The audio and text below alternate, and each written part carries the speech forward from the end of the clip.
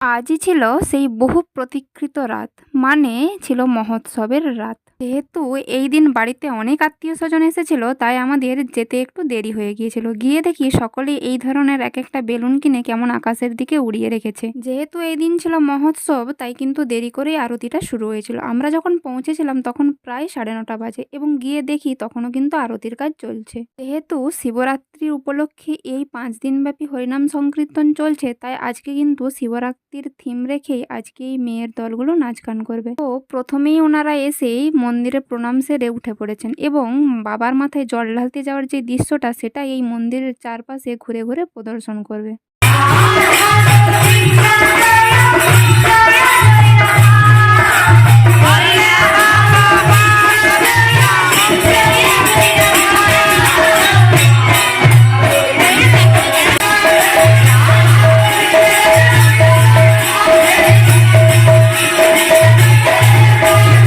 যেহেতু জলটা শিবের মাথায় ঢালবে, তাই সেখানে কিন্তু কনের দিকে একজন শিব সেজে বসে আছে, আর তার পাশে কিন্তু কৃষ্ণও আছে।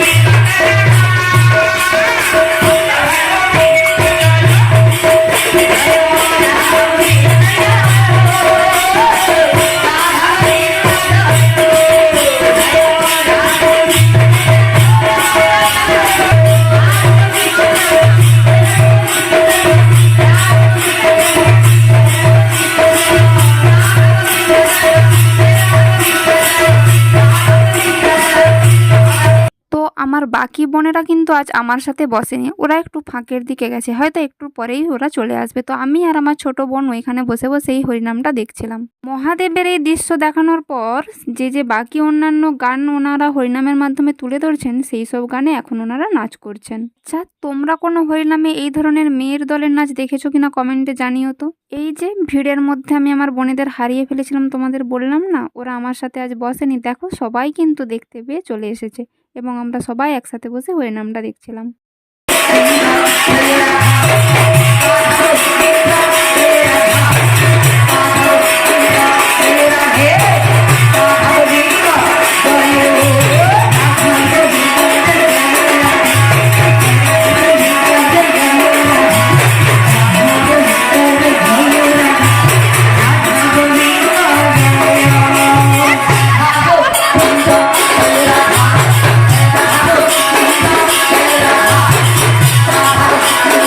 যখন ভিড় প্রায় কমেই এসেছিল, তখন আমি খেয়াল করলাম যে একজন মহিলা ওদের নাচের সাথে তাল মিলিয়ে নাচার চেষ্টা করছে এবং সে নিজেকে আটকে না রাখতে পেরে একদম সরাসরি উঠে গিয়েছে মঞ্চে এবং সেখানে তাদের সাথে নাচ গান করার চেষ্টা করছে। দেখো, পুরোটা যেহেতু রেলিংয়ের মধ্যে দিয়ে ঘেরা, তাই কিন্তু সকলেই চাইলে এভাবে উঠে যেতে পারে না এবং ওদের নাচ করার জন্য কিন্তু জায়গাও দিতে হবে, তাই অনেকেই ওঠেনি। কিন্তু আগের বছর আমি খেয়াল করেছিলাম যে হরিনামের সাথে তাল মিলিয়ে সাধারণ মানুষ মানুষও কিন্তু উঠে নাম গান করছেন। যেহেতু উনি প্রথমে একাই উঠেছিলেন তাই কিছুক্ষণ নাম গান করার পর ওনার কি মনে হলো জানি না, উনি আবার নেমে এসে একদম দর্শকের স্থানে বসেছেন। তারপর লক্ষ্য করলাম আরও একটি বয়স্ক মহিলা কিন্তু মন্দিরে একদম প্রণাম করে একদম সরাসরি ওনাদের কাছে চলে গেছেন এবং তাদের সাথে কিছু একটা কথা বলছেন। তিনি হয়তো ওনাদের কীভাবে পুরস্কৃত করতে পারেন সেটাই বলবেন। আসলে ওনাদের নাচ দেখে উনি এতটাই সন্তুষ্ট হয়েছেন, কিছু টাকা দিয়ে তার পুরস্কৃত করতে চাইছেন, এমনটাই তিনি মাইকে প্রথমে ঘোষণা করেন। তারপর আমরা কিন্তু আসল ঘটনাটা জানতে পারি এবং পরে কিন্তু তা তিনি করেও ফেলেন এবং শেষে উনিও কিন্তু ওনাদের অনুকরণে নাচার চেষ্টা করছিল।